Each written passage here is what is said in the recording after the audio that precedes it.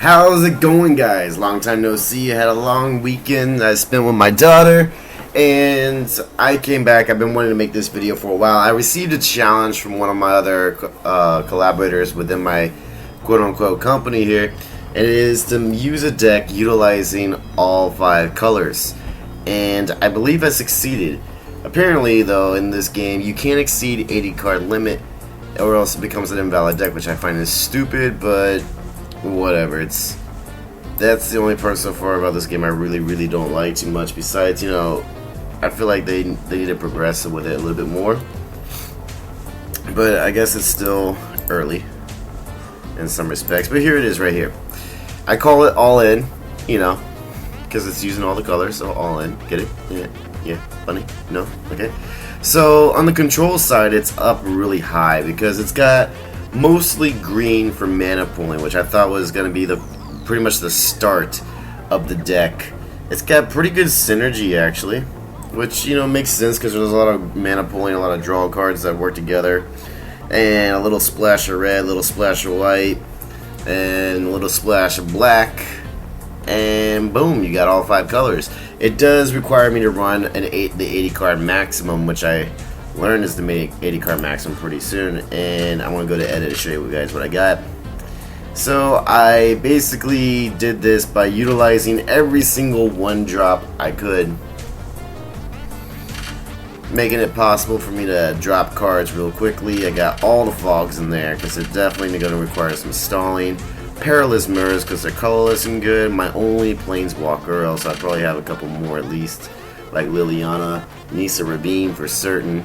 Maybe not Chandra. I also got all these gatekeepers for mana pooling. I got a lot of different draw cards abilities in there. I got Evolutionary Leap because this deck actually does have quite a few different creatures, and it helps to siphon through them. Anything that allows me to draw cards and technically scry, spawn creatures out for low cost.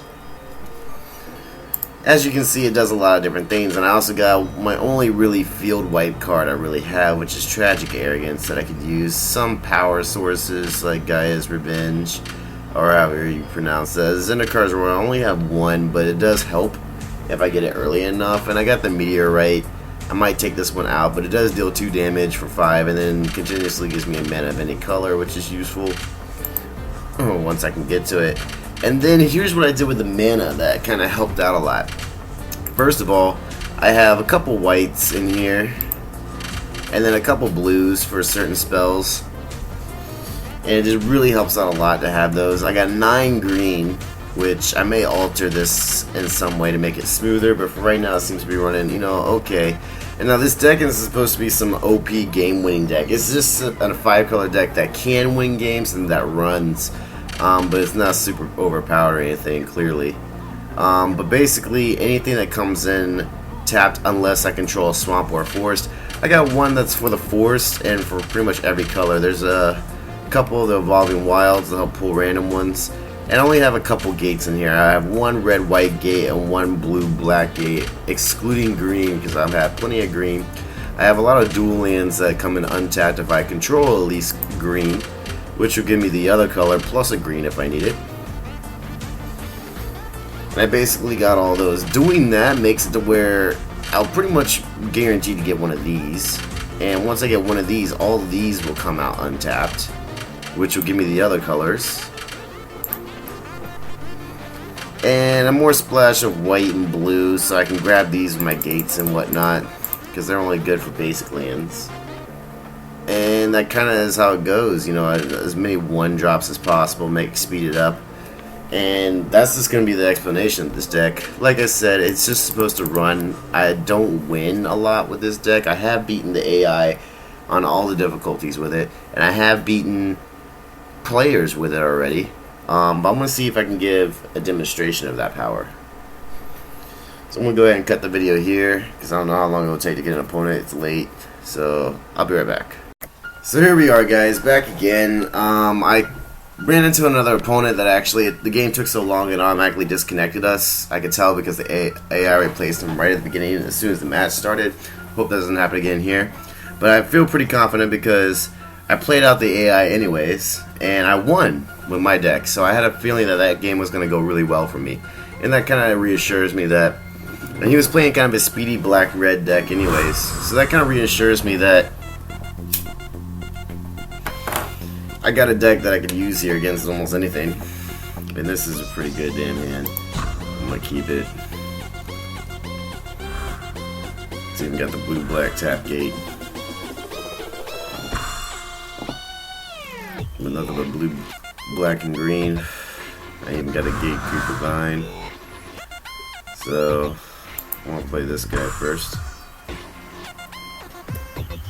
And play him second, and then with him, and then drop him later. I like to save these Evolving Wilds for Zendikar Royal because they count as a double land drop in that case for the ability and shoots out two elemental tokens, so I try to zoom in on most of the cards I use. And that way you guys can pause the video and read them. It's like this Gatekeeper Vine. And I'll try to give you guys a good explanation of what he does here. You know, he's going to go into my deck. He's going to let me pull a basic land card and or gate out of my deck and into my hand. And I think I will pick another green, actually. Solely because I could either pick another green or another blue. Because there's spells in here that require double that mana. There's one spell I think requires double white. The only white spell I have in here actually, which is Tragic Arrogance. So we'll see how this goes. It's not looking too good right now. He's definitely got a nice roll going for him, which I need him to be a little stumped. I do have the Gatekeeper there, which is going to be good at holding off the Perilous Mirror for right now. And he's running a blue-black combo, which is not always the quickest either. So I'm going to go ahead and drop that guy. Let's see, I can throw Evolutionary Leap out there right now. Or I can throw this guy out there.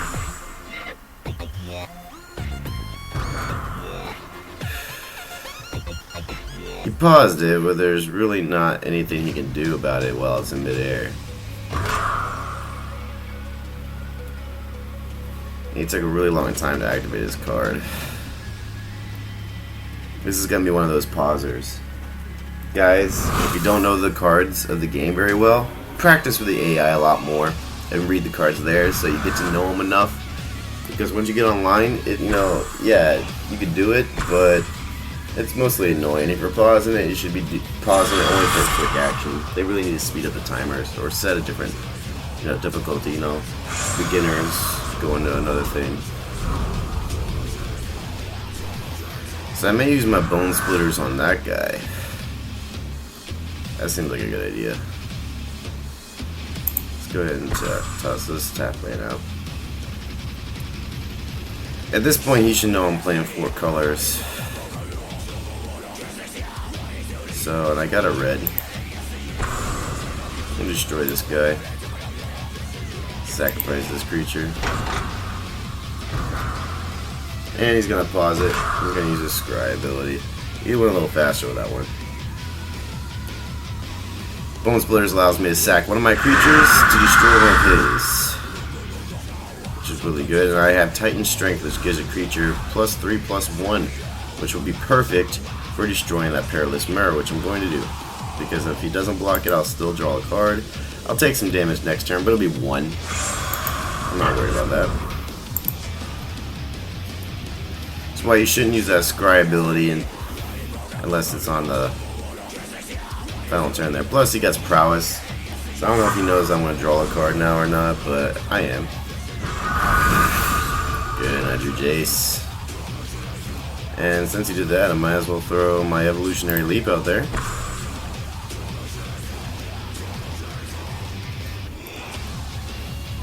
Probably should have thrown that first, but I didn't know if he was going to do that or not.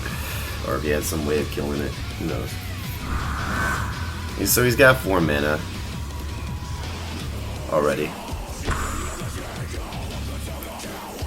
I believe he went first, so that makes sense. So he's going to use a destroy target creature.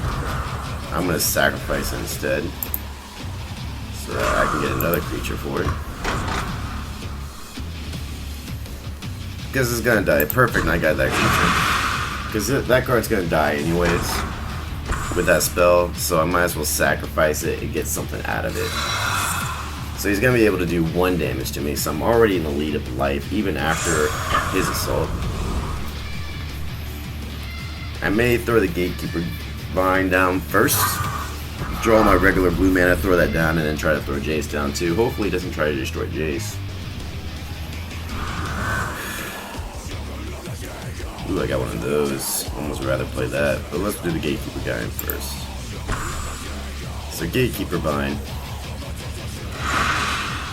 It's gonna throw him through a bit of a loop. Where's my blue mana? There we go. And I haven't thrown a mana down this turn. Perfect opportunity. Then a Jace. And with 3 cards in my inventory, hopefully I'm able to utilize that guy. If not, I know a way to get him out a little bit quicker. I'll just sacrifice the Vine and then use Jace's ability, and he'll become a Planeswalker for me. It'll leave me with no creatures, so that's the risky part. So now he did it perfectly on the end step where I couldn't do anything about it or do anything at all. He used his Scryfish, which he could have used to block my 2/4 before. And so now he's going to use Telling Time. This allows him to put a card in his hand, and he gets to look at the top 3 cards of his library, put one of them in his hand, one of them on the top of his library, and the other one goes to the bottom of the library. Very good card. I got a few of those in here myself. Very, very good card. For 2 mana, very good. So he's got 5 mana altogether, 2 cards in his hand, and he knows what he's getting next. So he probably has plans on destroying Jace regardless. Yeah, he's going to destroy Jace with that card. He's going to use a Perilous Mort to do so. I could use a Titan Strength right now to at least keep this guy alive.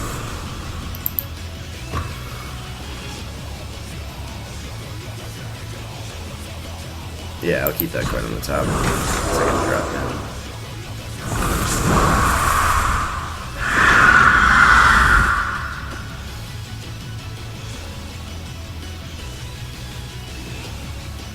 Now he can attack with it if he wants to. He will. And I'll block it for sure. Next turn I'll be destroying one of his mana. I'm not too worried about the 2 damage here. I got plenty to spare. And this card will also get me... I'll basically be getting all the mana I really need. So there's that card. I do have 5, so I'm going to drop this guy first. Drop him first.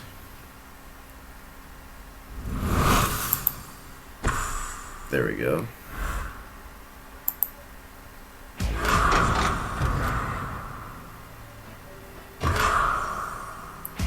With this card I will be using it to get a white.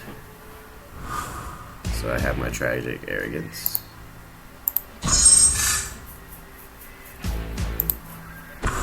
I'm going to be destroying one of his dual lands.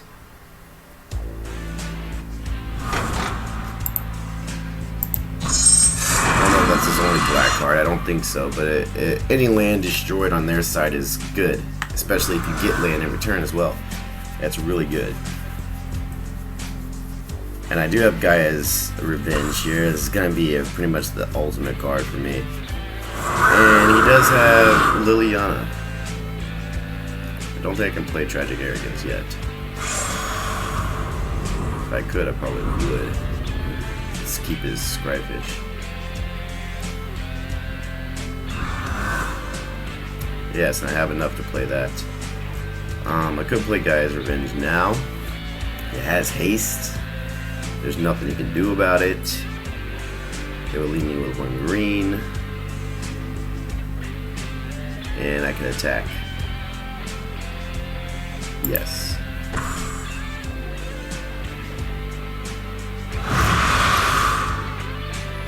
And I'm going to attack him with everything.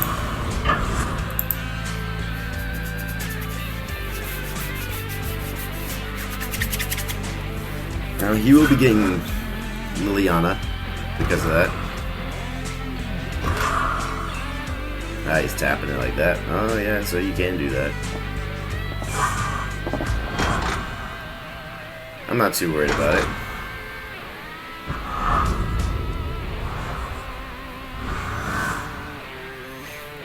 He can swipe at me, I really don't care. Not at this point. I'm going to keep my Tragic Arrogance, because I know he's going to use that ability. He's using it, oh, he's going to put it down to 1. Now, that means she's dying for sure. You can't target my Guy's Revenge with Bone Splitters. You just now realize that. A lot of people forget that this guy's unaffected by non-green spells or abilities, which means you can't target it with the Perilous Mirror and you can't target it with the Bone Splitters. So that's really, really, really gonna hurt him now. Liliana is basically guaranteed dead with my 1/1 flyer there, unless he sacks the Perilous Mirror to kill it and then do 2 damage to me, which would be smart, because if he doesn't, since Bone Splitters is a sorcery, you can only use it on his turn, I will get that 1 damage in there, and Liliana will be dead for good. He's going to attack phase. He's going to use his zombie first. Good. So I think what he's doing is he's planning on sacrificing the zombie. He wants to keep the Perilous Mirror so that he can defend and do damage. It's not worrying me. And he didn't utilize that. That is very stupid. Very stupid, actually. Very, very stupid. So now I'm gonna hit him in his black. I'm gonna keep hitting the black where it hurts. He's gonna use Countermand. Okay, whatever. I'm not too worried about that. He didn't really throw away anything important, I don't think, either. So, yeah, so he's gonna get some damage here. I'm gonna attack first. So he had a counter. Put this card here. Put this card to his life.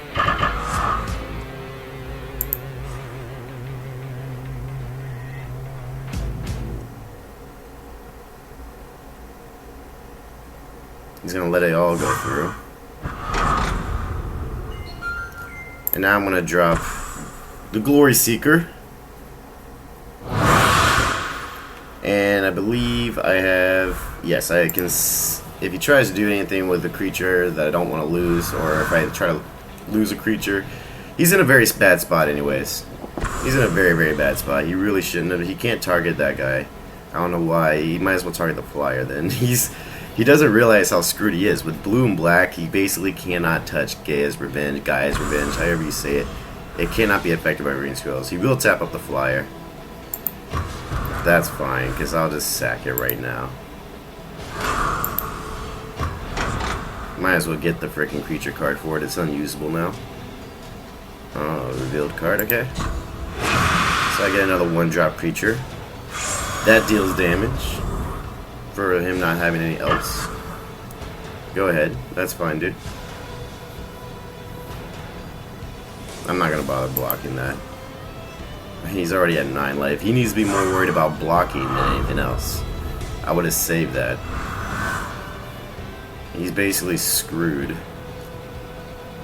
This requires only 1 black. Okay. I'm going to use that now then. Yes. And I'm going to go to my attack phase. I'm going to attack them both directly.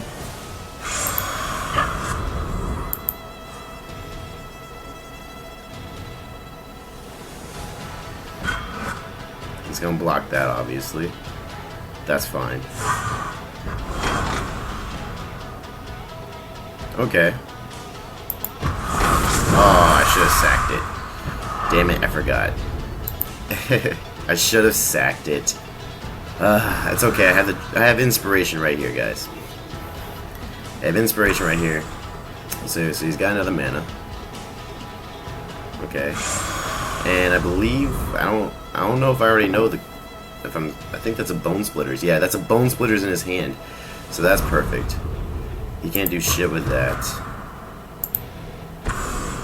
I'm going to inspire myself and draw 2 cards before my draw phase and upkeep phase. Something you can't do anything about. I got another inspire and my own perilous Mir. He's very much fucked, especially with evolutionary leap. He is very, very, very fucked. So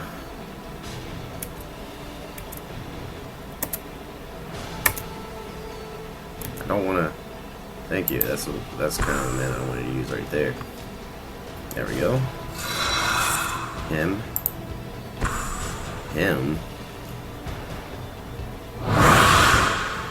And I'm gonna go ahead and attack first.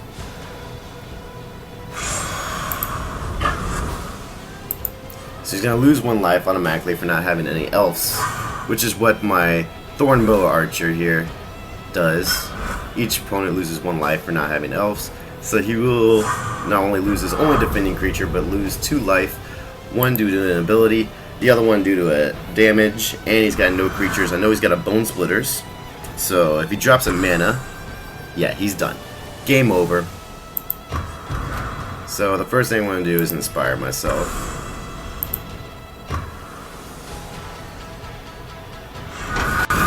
I'm gonna pause it again. Oh. Okay, that was it. That's fine. I even got a fog. That's how fucked this guy was. So instead of attacking him directly, let's sacrifice this guy. That's fine. Let's see what I draw. I'm basically showing him how much more screwed he actually was than he thought. So I'm gonna draw this card sometime soon. Once the game kicks back in. He probably left. And I can basically just drop this guy. Like that.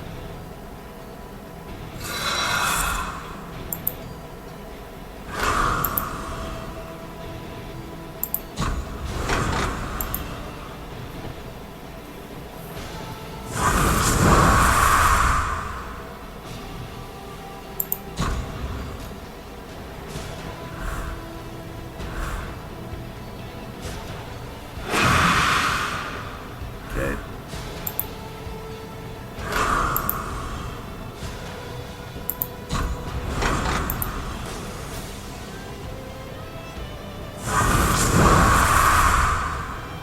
Perfect.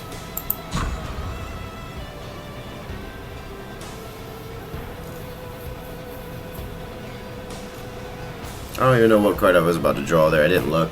It doesn't matter because I have to do the first one I see.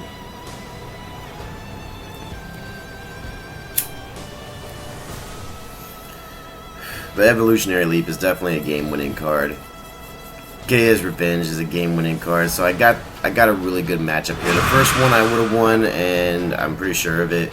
And this one I won. I'm just going to go ahead and finish him off with a perfect 0. I'm not going to attack him with Gaia's Revenge. I'm only going to attack him with a Thornbow Archer. So he got killed at perfect 0 life. With my 5-color deck, which I'm pretty sure he realized if he was watching my mana, seeing what colors I was playing, which is a really good idea.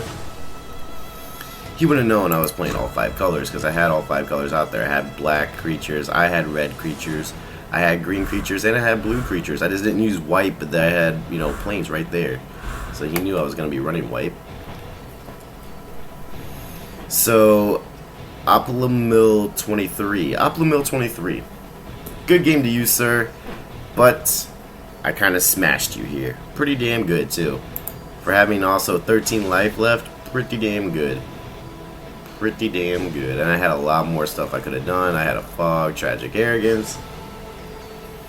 So with this guy right here, you know, if I would have drawn any more white or had ability to, you couldn't have swamped the field. I would have eliminated everything immediately. And with this fog here, prevent all damage, making me get another turn, which is deadly for me. If I get an extra turn, I'm always deadlier. So here you go, guys. 5-color decks on 5-color deck online, one-on-one battle, victory. And the first one was victory. You guys didn't get to see it because it was automatically replaced with the AI, but I did win that one too, actually. So you guys seen it firsthand. You guys, I've seen what cards are in here. You see me play it now. It's actually pretty damn effective when it gets rolling right. And as you can see, there's a lot of different things you can do. It works a little bit like my sorcery deck, which was somewhat of an inspiration, is to focus on that mana pooling. Almost any professional deck is going to have an element of mana pooling, or mana fetching, they would call it, in it. Just because you never want to be stuck in a situation where you don't have mana. You can start with little mana, but you need the ability to get mana out of your deck without having just to draw it on the whim, and then you have the draw on the whim to help you even more. And plus, if you're fetching out your own mana, blowing up your field, as you can see, I have a lot more mana than him. I'm also destroying his mana at the same time, so those are good cards. You know, you guys can run something similar. I don't even have every single card unlocked, so I don't have Languish. If I would have Languish, I would have replaced Tragic Arrogance with some other kind of white card that would have been quicker to use, and replaced Bone Splitters with a Languish. And every player I would meet would be even more screwed. Then I only have one Planeswalker. So, and I've spent zero money in this game, by the way. I've seen a lot of people say, oh, it's pay to win. I didn't pay a single dollar. I downloaded this game for free. I played it, you know, just doing quests and stuff like that, which I love the Archetype quest. It gives you new ideas. You just gotta be not so much of a pansy. Enjoy the challenge. If you step up and rise up to a challenge, you can conquer it. And if you're gonna sit there and complain about it, oh, it's too hard, they got all the good cards because they bought them, you know what? The victory would be even sweeter if you defeated them. Just look at that. You can play against the AI repetitiously and build up your cards there. Yeah, that grind is a little boring, but for one, it perfects your skills, it gets you familiar with the cards, and it gets you gold to unlock better cards.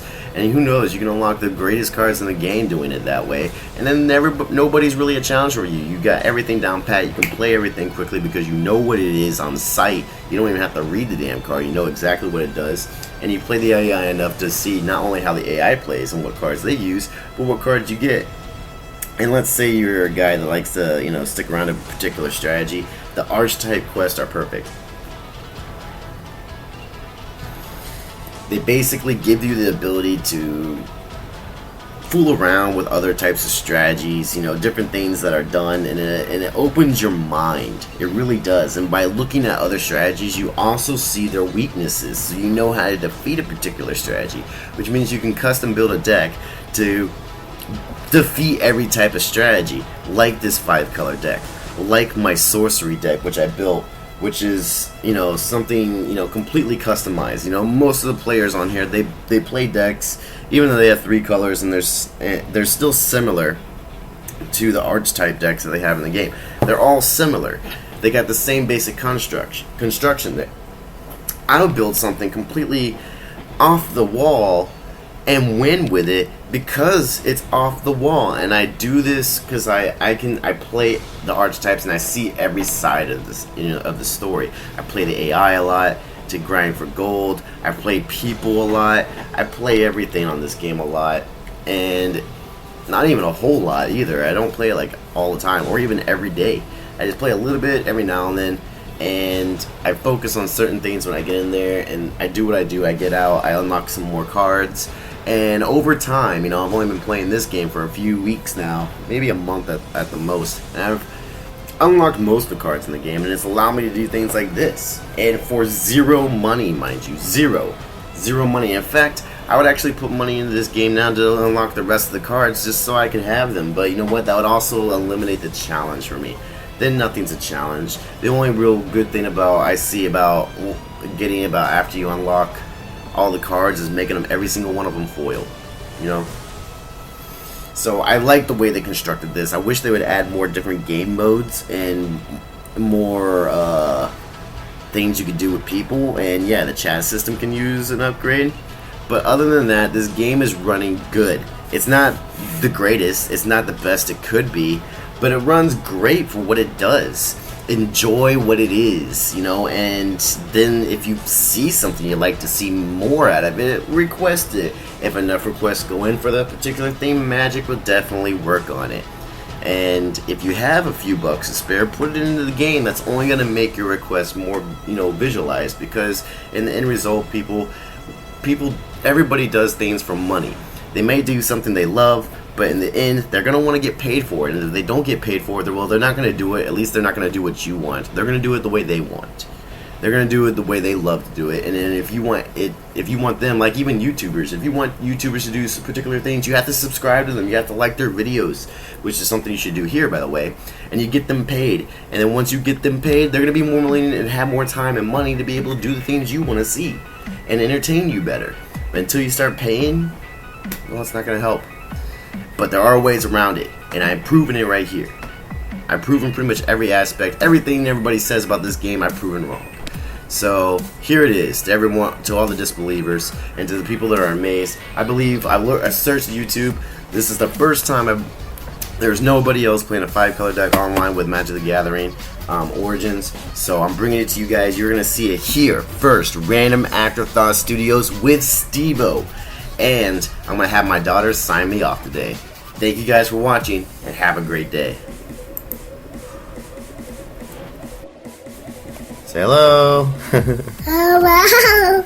Say welcome to Random Afterthought. It's too loud. It's loud? Welcome to Random Afterthought Studios. Daddy. Cool.